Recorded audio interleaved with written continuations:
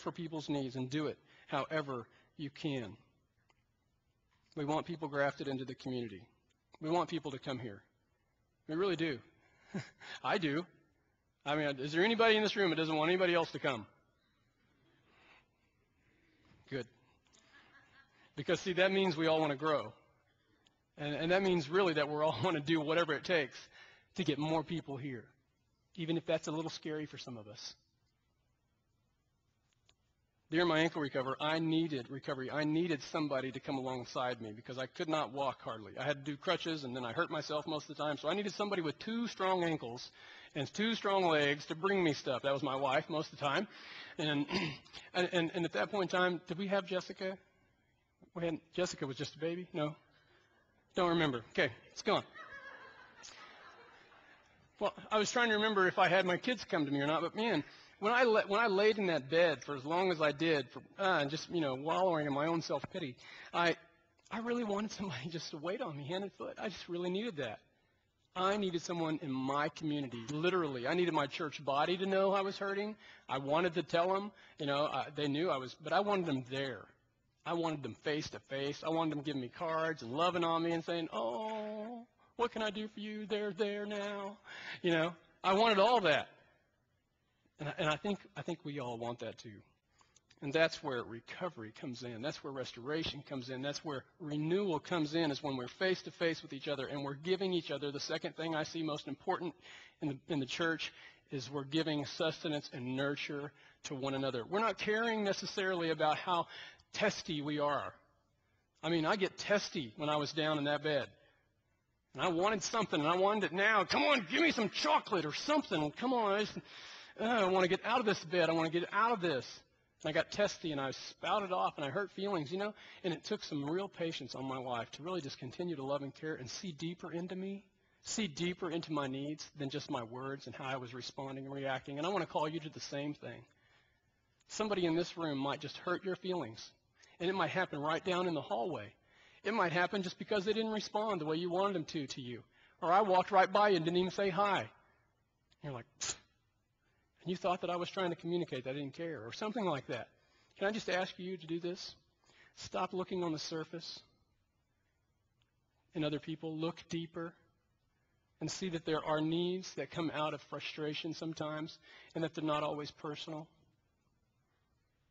That's how I recovered. I recovered because I was nurtured. I was loved. I was cared for. Now, some of us don't like the word nurture. We'd rather spank with a spoon or some kind of a big old whip, or, have my kid cut their own switch. That's how I grew up. Go get your switch. Yeah, anybody else testifying? Yes, Chris, please. Can we meet after the service?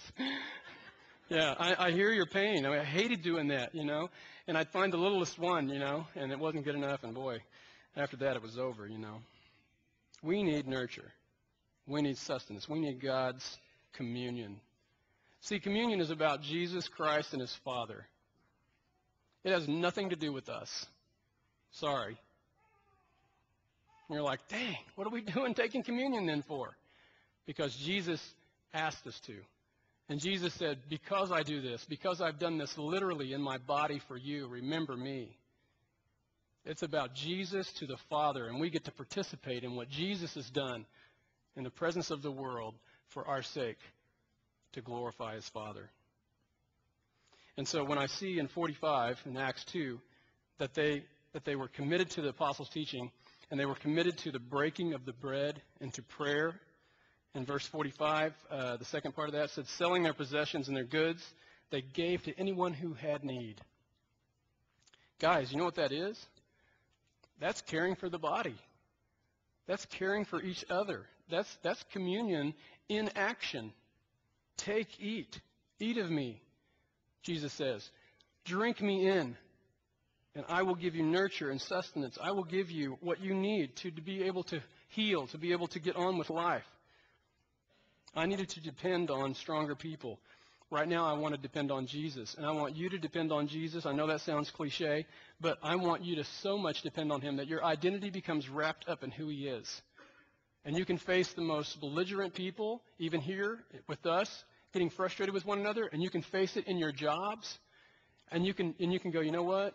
Wow, There's something deep happening in that person, and you can pray on the spot, and you can have so much spiritual control over who you are that people are going to go, what in the world are you? Who are you, and what are you about? And then you can begin to bring people closer to Jesus. You know, after a while in the bed with my ankle, I needed some real hugs and snuggles. I was like I was crashing, you know.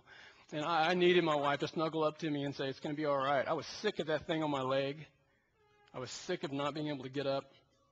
I didn't want to be in that place anymore, and I desired a change. I desired a different environment. And in my mind, I was thankful for the things I'd forgotten about. I was thankful. I suffered for a while. And the most important thing I desired at the end of it was to continue to be loved, to find myself seeking some kind of a newness out of this nurture and this sustenance. And I believe it comes straight from Jesus. It looked like it was an outer thing, but it was Jesus. And I know that it's just my ankle. You know, you're like, boy, dude, you need some therapy over this because, well, maybe I do, but I believe Jesus was there. I believe God was there working through my family, working through my church body. And I know some of you feel the same when things happen to you in life. I wanted something to take place different in me, and it did. I found newness. I found a reality that I could get up again and begin again. And through Christ's food, through what he wants to give, in communion, in relationship with each other, in words ready to be spoken, he wants to change your personal circumstances, your personal lives, and he wants you to be able to change everybody else's life that you come in contact with through the power of Christ. So through sustenance and nurture, this is what Christ wants to do. He wants to take the pain away. He wants to take away how long you keep yourself frustrated over certain things. You know, it's funny, isn't it, that we're the only ones that really hold on to our frustration? I mean, our spouses might know about it a little bit. Our family might know about it a little bit. And whoever else we've blabbed it to, they might know a little bit. But reality, when we go home and we sleep at night, we're the only ones that go to sleep with our frustration and our emotional downs. Nobody else really cares when we're sleeping. And we wake up with it. I just think that's ironic, that we have so much control over whether or not we're going to be looking on the good part of it, looking deeper into situations, or we're just going to hold on to it and let it become something in us that eats us from the inside out. I think it's this. I think we've grown ignorant of our woundedness. I think we've forgotten that we were wounded. We've covered it up and we've said, you know, I don't want to go there anymore. I don't want to be there. I don't want to look at that. I'm done with that. But in reality, that's kind of what's made us who we are, personally. And I would say as a body, that's kind of where we are. And we want to get over that. But the only way, the next thing that I see that's passed out in the Scripture is that things happen differently. Change took place. And we have to be able to face that change. You with me? That's the third thing. Face that change. Verse 43 says, everyone was filled with awe, and many wonders and miraculous signs were done by the apostles. When things began to change internally and the external things took place, and people were like, whoa, look what is happening. Look at that person. Look at that's Mr. Nag, you know. Nagging as in griping. That's Sir Complainer, you know. Well, I can't do anything right, you know. That's who these people, they're not that way anymore.